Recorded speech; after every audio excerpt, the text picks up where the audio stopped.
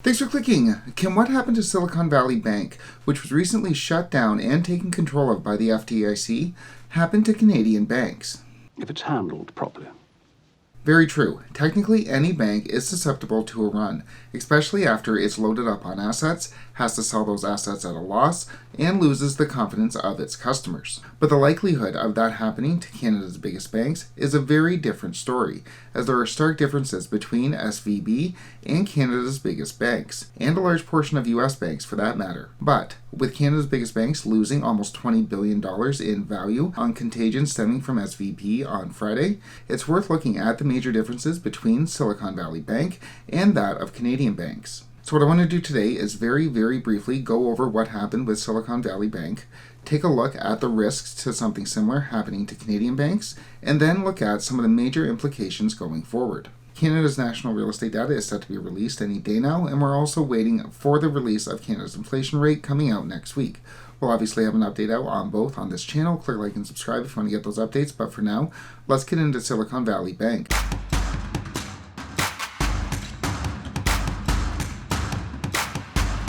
On to the Silicon Valley Bank. As we've all read over the past few days, the SVB used customer deposits, which surged over the past few years, to buy up U.S. Treasury bonds.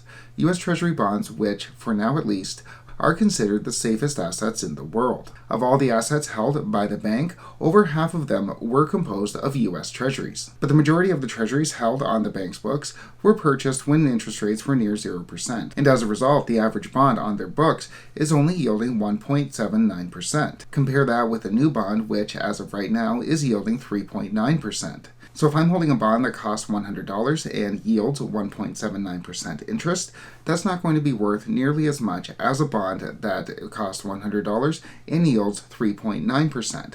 As a result, the value of that $100 bond is worth less. So those U.S. Treasuries, those assets that were purchased in the 0% interest rate environment, are no longer worth as much money. They've devalued considerably.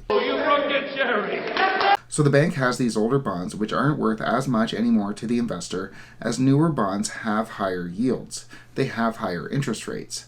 But this isn't necessarily a problem so long as the bank holds on to their bonds. If they don't sell the bonds, then they don't see a loss. But it is a problem when depositors come knocking to get their funds out of the bank, which has been happening more and more in Silicon Valley as venture capital is drying up and depositors need their money. And when the bank doesn't have cash on hand to give their depositors as they spent it on assets, they now have to sell those assets at a loss. And the SVB had to sell $21 billion worth of Treasury bonds, realizing a $1.8 billion loss. Following the $2 billion loss, the company tried to shore up its finances by selling stock, and investors, depositors, got worried that George Bailey didn't have enough money to cover, and we saw a classic bank run. So, in very brief summary, the bank was forced to sell devalued assets, U.S. Treasuries, at a loss, which spooked its investors, spooked its depositors, which caused a bank run. But the real question is, can this happen in Canada? Indeed, as we mentioned, Canada's biggest bank saw almost $20 billion in losses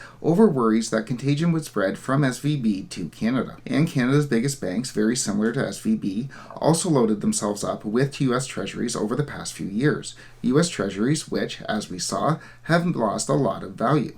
In 2020, Scotiabank had $18 billion worth of U.S. Treasuries, and as of 2023, now has $36.6 billion worth of Treasuries, and as of their last filing, has an unrealized loss of $1.8 billion. And Canada's other big banks also have unrealized losses as well, also loading up on U.S. Treasuries during the period of 0% interest rates. And those Treasuries, as we saw, are no longer worth as much as they were before. As it turns out, assets purchased when money is basically free do not hold their value once it isn't.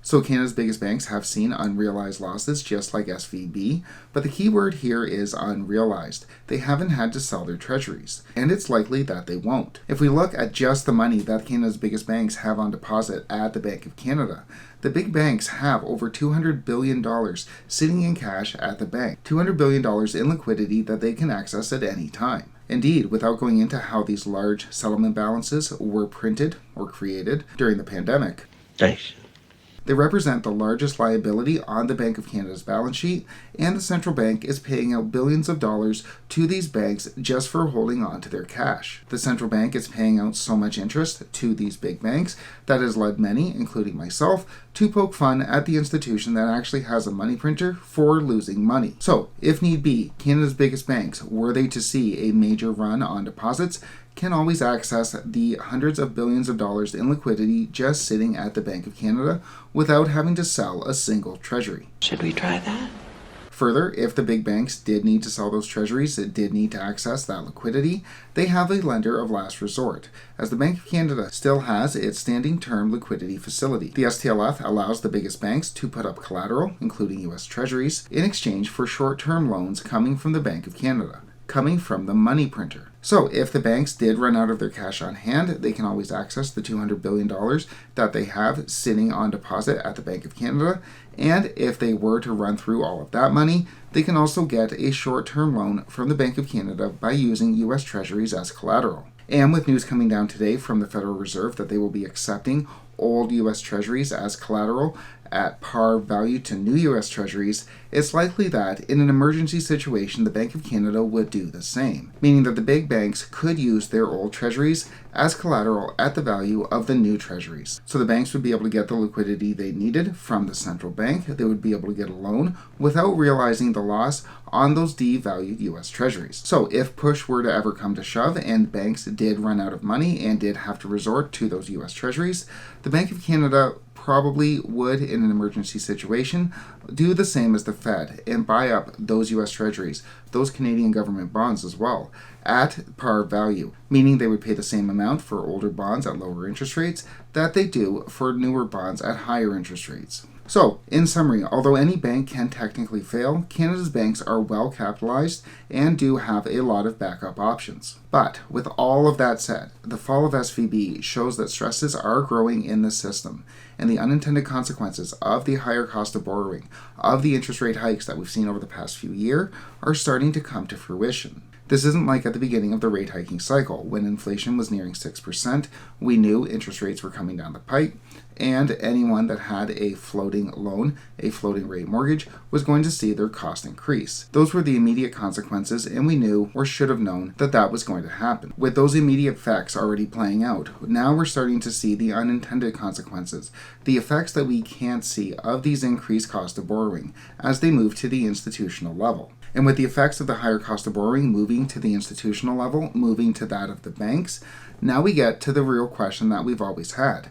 If these stresses continue to show up within the system, and it's likely that they will, what do the central banks do? Does the Bank of Canada, does the Federal Reserve continue to raise rates when the system is cracking, but we have a 5-6% inflation rate? Which one do they choose? Do they choose to let inflation run wild, which they can't, or do they let the system crack and crumble, which they can't? The central banks, the Federal Reserve, the Bank of Canada, and I suspect the ECB as well, are definitely in a rock and a hard place.